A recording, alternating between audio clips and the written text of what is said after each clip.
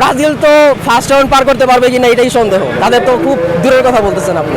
Brazil সমর্থকদের কথা আসলে কানে নিচ্ছি না, কারণ গতবার তারা অনেক লাফিয়েছিল যে তারা হেক্সা নেবে, তাদের হচ্ছে এত লাফানোটাই তাদের কাল হয়ে দাঁড়াইছে। তোমরা আস্তে ধীরে থাকো, তোমাদের রেকর্ড অনেক খারাপ, তোমরা এত লাফিও না, এটাই তাদের প্রতিবার্তা। কথা বলবো, তোমরা বেশি মাতামাতি করলে তোমরা ফার্স্ট রাউন্ড থেকে আবারও বাদ যাবা। গতবার যেহেতু ক্রোয়েশিয়ার সাথে বাদ গেছো, এবার হচ্ছে ওই পর্যন্ত যাওয়ার সুযোগও থাকবে না। ভাইয়া, ব্রাজিল সমর্থকদের কথা আসলে কানে নিচ্ছি না, কারণ গতবার তারা অনেক লাফিয়েছিল যে তারা হেক্সা নেবে, তাদের হচ্ছে এত লাফানোটাই তাদের কাল হয়ে দাঁড়াইছে। তারা বেশি হচ্ছে খেলার আগেই বেশি তারা মাতামাতি করে, এই জন্য হচ্ছে তাদের সমস্যা। ইভেন আমরা যখন সৌদি আরবের সাথে হারছিলাম, তাদের উল্লাসটা ছিল সবচেয়ে বেশি। আমরা যত না কষ্ট পেয়েছি, তারা উল্লাস করছে এর চেয়ে বেশি। তো তাদের যে এত মাতামাতি হয়, এই জন্যই তারা এত পিছিয়ে পড়ে।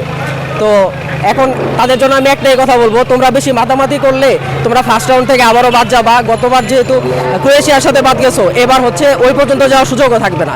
তোমরা আস্তে ধীরে থাকো, তোমাদের রেকর্ড অনেক খারাপ, তোমরা এত লাফিও না, এটাই তাদের প্রতিবার্তা। আমি যদি বলি, গতবারের রানার্স আপ ছিল ফ্রান্স, ফ্রান্সকে দেখতে চাই। ক্রিস্টিয়ানো রোনালদোর কারণে পর্তুগালকে দেখতে চাই, এবং আমার দল আর্জেন্টিনাকে দেখতে চাই, আর স্পেনকে দেখতে চাই। ব্রাজিল নেই, ব্রাজিল তো ফার্স্ট রাউন্ড পার করতে পারবে কিনা এটাই সন্দেহ, তাদের তো খুব দূরের কথা বলতেছেন আপনি।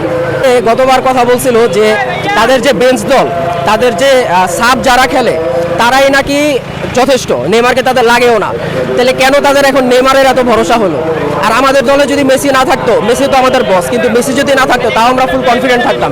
তাদের এক নেইমার দিয়ে খেলা হয় না। ফুটবল হচ্ছে 11 জনের খেলা, ফুটবল হচ্ছে আপনার একটা স্ট্রেন্থের একটা ব্যাপার আছে, তারপরে স্ট্যামিনার একটা ব্যাপার আছে, সব কিছু মিলিয়ে শুধু নেইমার দিয়ে হবে না। নেইমার অবশ্যই ভালো প্লেয়ার, নেইমারকে আমি খুব সম্মান করি, কিন্তু আসলে শুধু একজন নেইমার দিয়ে হবে না, সবার একটা কম্বিনেশন লাগবে, সবার একটা কন্ট্রিবিউশন লাগবে, এটা দিয়েই আসলে ফুটবল হবে। তো শুধু নেইমার দিয়ে কাজ হবে না, আর বেশি লাফালাফি করলে আবারও গতবারের মতো কাল হয়ে দাঁড়াবে। সবাইকে চ্যালেঞ্জ ছুড়ে দিতে চান কিনা সবার উদ্দেশ্যে?